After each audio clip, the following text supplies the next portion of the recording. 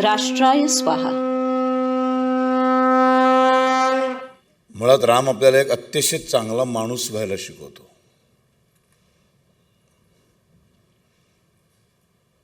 आता चांगला माणूस होणं आणि हिंदू राष्ट्र बनणं याचा फार जवळचा संबंध आहे, खूप जवळचा संबंध आहे. माझ्यामधला विवेक, माझ्यामधला सत्सत विवेक बुद्धी, माझ्यामधला सदाचार जागृत करणं, ह्यासाठी रोज रामाचं नाव घेणं, रामाचं जप करणं, रामचरित्र वाचणं, रामायण वाचणं,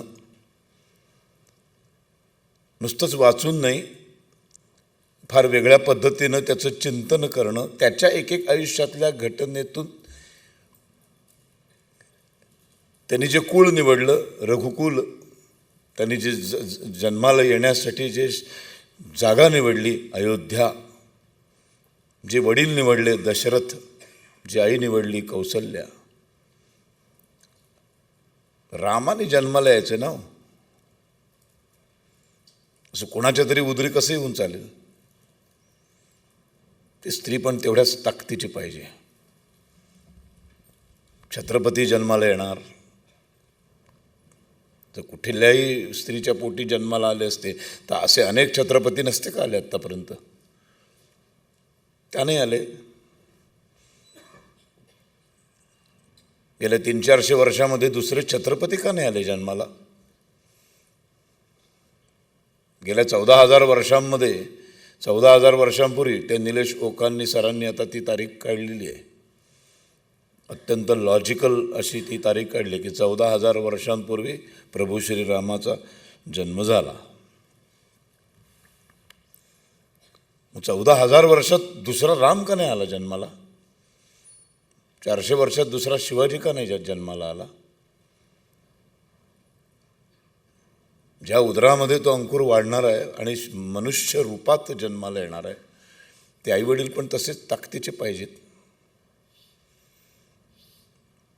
म्हणून जी 10 पंचेंद्रिय आहेत आणि जी 10 इंद्रिय आहेत, त्या दशेंद्रियांच्या वर गारूढ होतो तो दशरथ, म्हणून वडील निवडले दशरथ. अयोध्या निवडली आहे,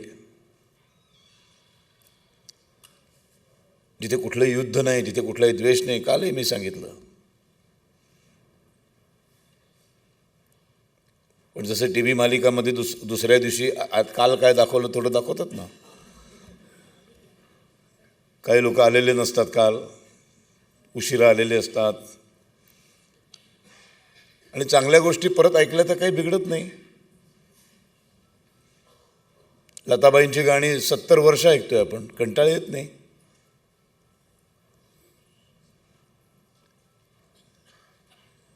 तर जिथे कुठलं युद्धच नाही, जिथे कुठला द्वेष नाही, शेवटी आपल्या देशाला तरी आपल्याला काय बनवायचं आहे? संपूर्ण राष्ट्राला अयोध्याच बनवायचं आहे ना.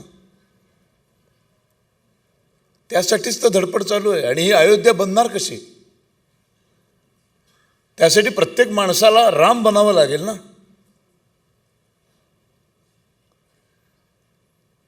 राम बनण्यासाठी राम समजून घ्यावा लागेल. द्वेष, असूया, अहंकार,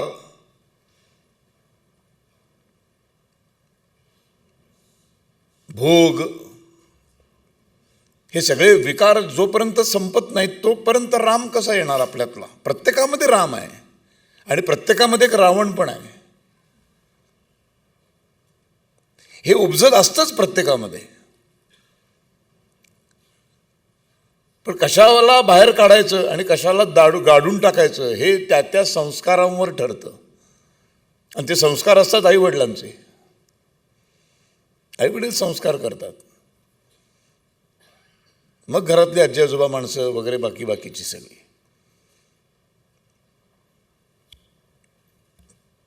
बऱ्या वडील निवडलेत, आता त्यांना 3 बायका आहेत. एक कौसल्या आहे, एक सुमित्रा एक कैकई आहे, तर या वडील तर निवडलेत. या तिघींपैकी कुठे जन्माला यायचं? जन्माला येणार कसं? ते निपुत्रिक आहेत.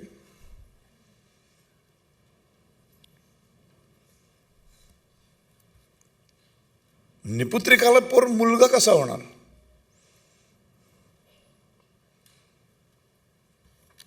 फार अप्रतिम. माझ्या वाचनामध्ये जे जे आलं ते मी तुमच्यासमोर सांगतो. 3 बायका आहेत ना आपल्याकडे. आयुर्वेदामध्ये वात, पित्त आणि कफ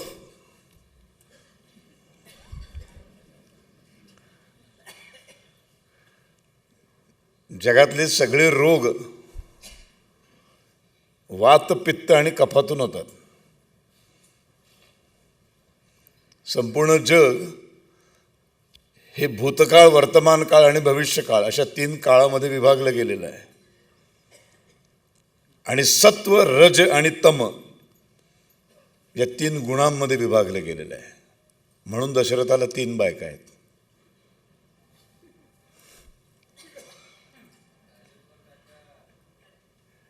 किती छान छान वाचायला मिळतं. वाचायला गेलं पाहिजे, शोधलं पाहिजे, त्याच्याकडे बघण्याचे अर्थ बघितले पाहिजेत. आता मूल होत नाही, मग काय करायचं? गुरुजनांना विचारलं. वसिष्ठ ऋषी आहेत, विचारलं काय करावं? मूल होत का नाही? त्याचा एक छोटासा इतिहास आहे.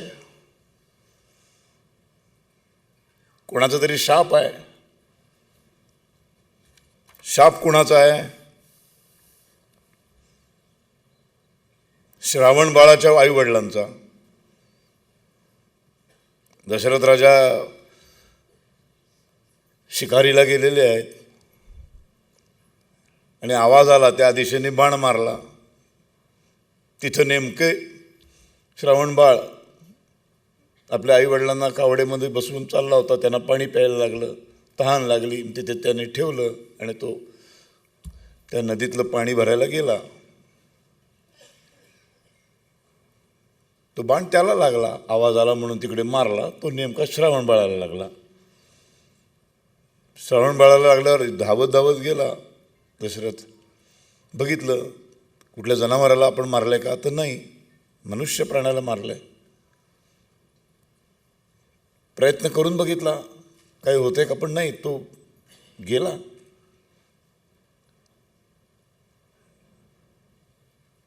आई वडील बघितले इकडे तिकडे, तर त्या झाडाखाली त्या कावडीमध्ये बसलेले होते 2 जण. श्रावण श्रावण म्हणून हाक मारतात, त्यांना दिसत नाहीये का समोरचं. मग जवळ जाऊन बघितलं, ते आंधळे आहेत, डोळ्यांना काही दिसत नाही, सगळं काय ते ऐकून आहे, श्रवणातून. म्हणून श्रावण जन्माला आला.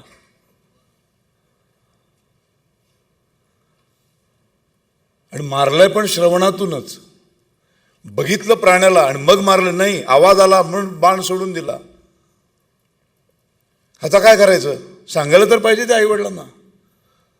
आत्तासारखे नव्हती, आंधळे दिसलेले नाही, मरू दे ना, चायला निघून जा. आता असंच केलं असतं ना. सिनेस्टार करतात बघा, आहे ना, हरणं बिरणं मारतात, कोण बघितलं ना बघतं जातात निघून. CCTV वगैरे नाही ना कुठे. दशरथ आहे तो. असं नाही केलं त्याने, प्रामाणिकपणे जाऊन त्यांना नमस्कार केला, सांगितलं असं अशी चूक झाली माझ्या हातून. चिडले ते. पुत्र वियोगाने मरशील म्हणाले तू सुद्धा. पुत्र वियोगाने मरशील म्हटल्यानंतर अस्वस्थ झाले आणि मग घरी आले. घरी आल्यानंतर सगळ्या गुरुजनांना सांगितलं, ऋषीमुनींना सांगितलं, असं असं घटना घडली, काय करावं आता. ते म्हणाले, तू निपुत्रिक आहेस आणि तुला शाप काय मिळालाय?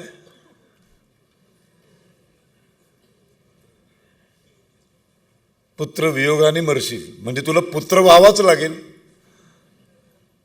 आपण बघत नाही बघाय ना, असे विचार आपल्या डोक्यात येत नाहीत. मी एक कलाकार असल्यामुळे असे विचार येतात डोक्यात. कारण आम्ही ना सगळीकडं नाटक सिनेमासारखं बघतो आणि मग भूमिका आपल्याला करायची असेल तर त्या भूमिकेचा अभ्यास खोलात शिरायला पाहिजे. उद्या रामाची भूमिका आली, उद्या दशरथाची भूमिका आली माझ्या वाट्याला, तो नुसतं ते कपडे घालून त्या डायलॉग बोलले म्हणजे दशरथ होत नाही.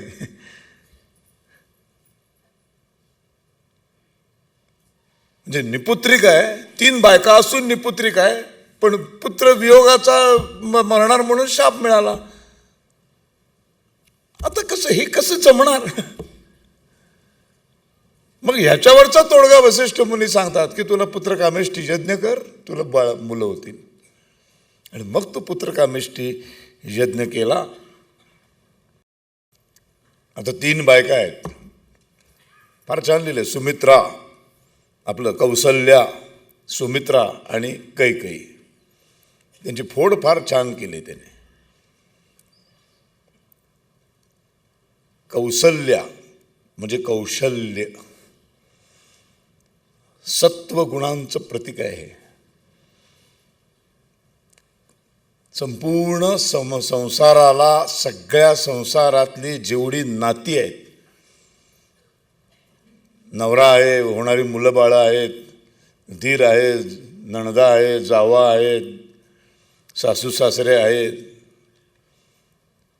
तेव्हाचे, आतासारखं नाही हम दो हमारे दो, तेव्हाची कुटुंब, ह्या सगळ्यांना बांधून ठेवण्याची कौशल्य असलेली ती कौशल्या.